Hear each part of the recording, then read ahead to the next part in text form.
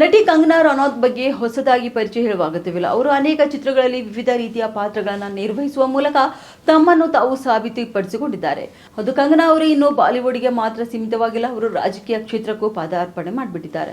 ನಟಿ ಮತ್ತು ಬಿಜೆಪಿ ಸಂಸದೆ ಕಂಗನಾ ತಮ್ಮ ವೈಯಕ್ತಿಕ ಮತ್ತು ವೃತ್ತಿಪರ ಜೀವನದ ಬಗ್ಗೆ ಯಾವಾಗಲೂ ಸುದ್ದಿಯಲ್ಲಿರ್ತಾರೆ.